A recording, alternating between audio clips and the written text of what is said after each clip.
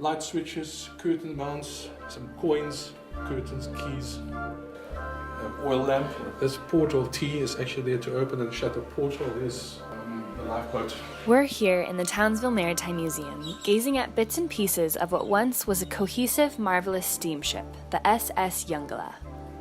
The last time she was seen alive was the year 1911, as lighthouse keepers watched her charge straight ahead into the heart of a storm. What happened in the coming hours, investigators can only speculate.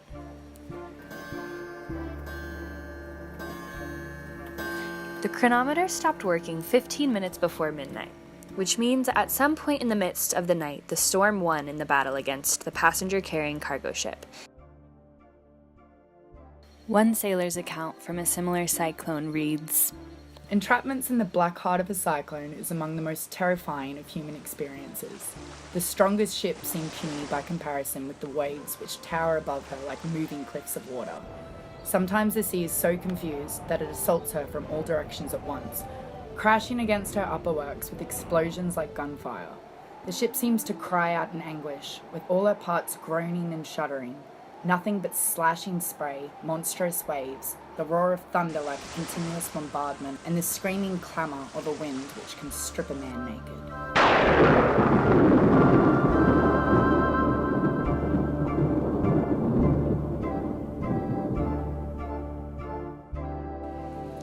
She wasn't discovered until 1958, as people were sweeping the area for mines after World War II, 47 years after she disappeared. And now, she has become famous for a whole new reason. But I think it's famous not because it's a historic shipwreck, because it's an artificial reef.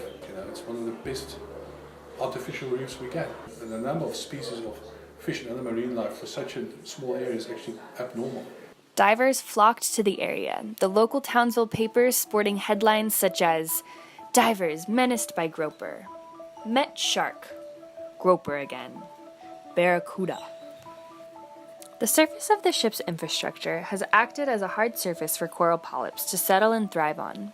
This has formed the foundation of an ecosystem that has continued to attract divers from all around the world. One story even tells that international divers were caught at the airport trying to smuggle a femur bone from the wreck. In those days, they didn't really care about human remains. I think diving was not controlled. The salvaging, it wasn't really salvaging, I call it souveniring.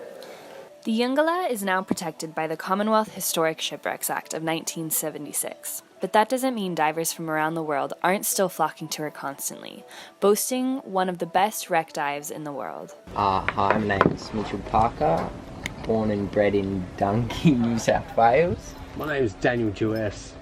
Where are you from? Gladstone. Je m'appelle Camille, je viens de l'île de la Réunion. But divers aren't always the easiest bunch to interview. I can't remember where it was from, to be honest.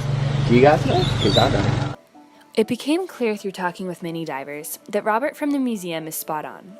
This wreck is famous not just because of its tragic history, but because of its incredible amount of life that has emerged from it.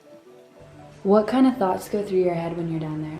Je pense qu'on n'a même pas le temps de réfléchir à quelque chose.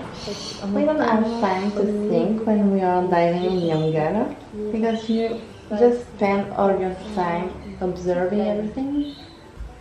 So no, I wasn't thinking. So on the boat they told us the story of the Yongala, and it was really amazing that the boat stayed in the water and nobody knew about it. So when you learn about it, you feel like blessed to see it, actually, yeah. What makes this wreck so much more amazing than any other ship that has sank in this area? It's the megafauna that's drawn here. Groupers the size of small cars, rays that span twice my body length, and sea snakes that weightlessly fly across the stretch of the hull. But on the surface, you can see none of that. After 2 hours of the boat's hum to reach the site, all you can see for miles is open ocean, with the rock of the boat putting divers' stomachs to the test. When you arrive on the site, you feel just excited about it, so you don't even think about your stomach anymore. With a giant stride, I splash into the lukewarm tropical waters. Surface pressure gauge? Check. Regulator working? Check. BCD functioning? Check. We wrap up our gear checks, turn on our cameras, and sink into the silence. We're trailing down a line into a darkening depth. 5 meters, 10 meters, 15 meters.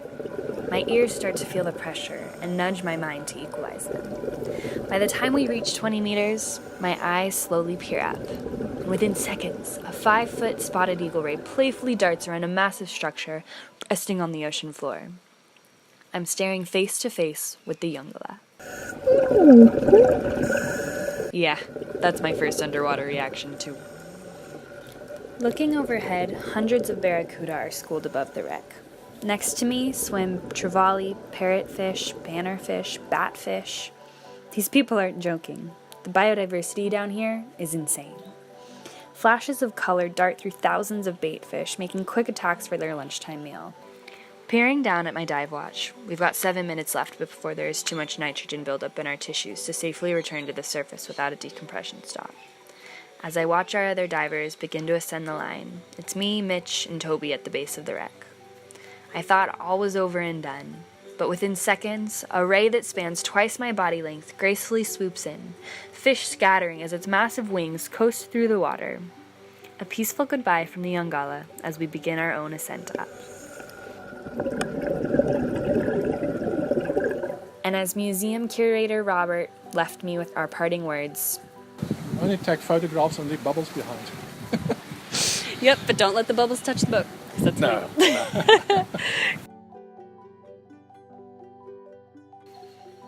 Thanks for listening, and tune in next week as we begin to investigate how the Yongala has now become the resting place for not only 122 individuals, but 123.